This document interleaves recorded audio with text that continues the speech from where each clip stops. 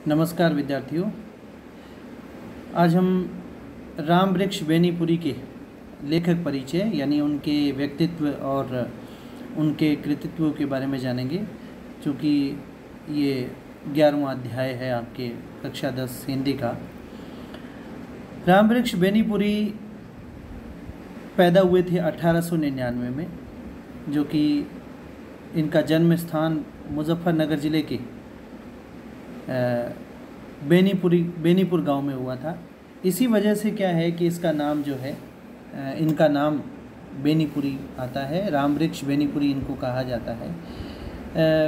इनकी जो बचपन है, मैंने बताया आपको कि बड़ा कठिनाइयों में बीता, और 10वीं तक की शिक्षा प्राप्त करने के बाद ये सन 1920 में महात्मा गांधी के प्रभाव से स्वाधीनता आंदोलन में ये सक्रिय रूप से जुड़ गए थे और कई बार ये जेल भी गए हुए हैं।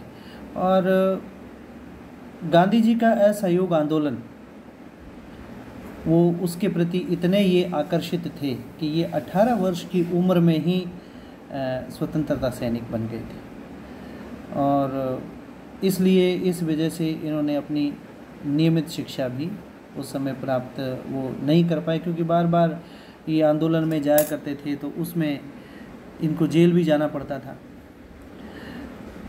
उसके बाद में ये जैसे तैसे आगे बढ़ते चले गए, और आगे बढ़ते बढ़ते क्या हुआ कि 1899 में ये पैदा हुए थे और 1968 में इनका देहावसान हो गया था। ये 15 वर्ष के जब थे, बहुत अच्छे पत्रकार थे बेनीपुरी जी, बहुत बढ़िया पत्रकार हुआ करते थे। तो 15 वर्ष की उम्र में ही ये इनकी जो रचनाएं हैं वो पत्र पत्रिकाओं में छपने लगी थी। चूँकि ये हम बात कर ही चुके हैं कि बहुत ही प्रतिभाशाली पत्रकार हुआ करते थे। अनेक इन्होंने दैनिक, साप्ताहिक, मासिक सभी पत्र पत्रिकाओं का इन्होंने संपादन किया हुआ है, जिनके अंदर अपने बात करें तो तरुण भारत है, किसान मित्र है, बालक है, युवक योगी है, जनता है, जनवाणी है और नई धारा। ये इन्होंने इन पत्र पत्रिकाओं के माध्यम से अपना कार्य किया हुआ है। अपनी सेवाएं जो हैं वो एक पत्रकार के रूप में इन्होंने दी हुई हैं। दूसरी गद्य की जो विधाएं हैं उनमें भी इन्होंने अपना लेखन कार्य किया हुआ है। इनका पूरा साहित्य यदि हम पढ़ना चाहें तो बेनीपुरी रचनावली के 8 भाग हैं, 8 खंडों में ये प्रकाशित हो चुकी है। इनकी रचनाओं की यदि मैं बात करूं तो सबसे पहले यदि हम निबंध संग्रह इनके लें तो निबंध संग्रह में इनका एक बहुत प्रसिद्ध है गेहूं और गुलाब।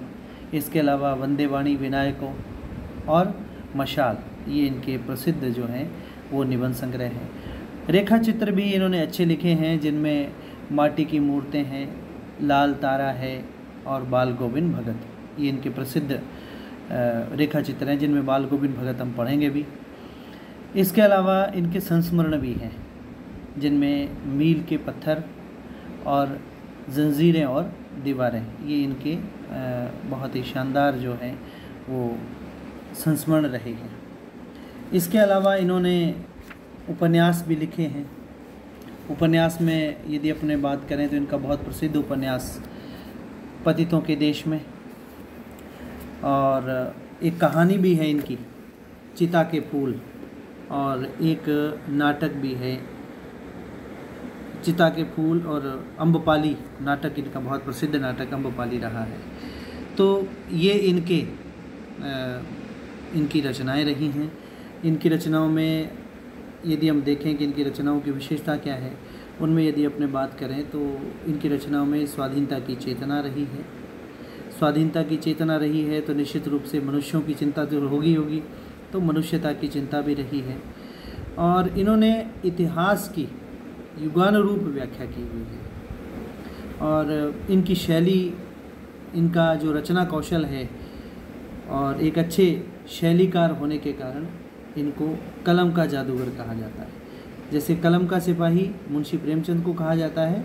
बहुत बार प्रश्न आते हैं परीक्षाओं में कि यदि कलम का जादूगर मुंशी प्रेमचंद है, कलम का जादूगर यदि रामवृक्ष बेनीपुरी है तो कलम का सिपाही कौन है, या कलम का सिपाही प्रेमचंद है तो कलम का जादूगर कौन है। तो कलम का जादूगर रामवृक्ष बेनीपुरी को कहा जाता है। तो यह जो है इनका बड़ा महत्वपूर्ण योगदान हिंदी साहित्य में इनका रहा है। आप लोगों को इसको अच्छे से जानना होगा, अच्छे से पढ़ना होगा। आज के लेखक परिचय में इतना ही। शुक्रिया।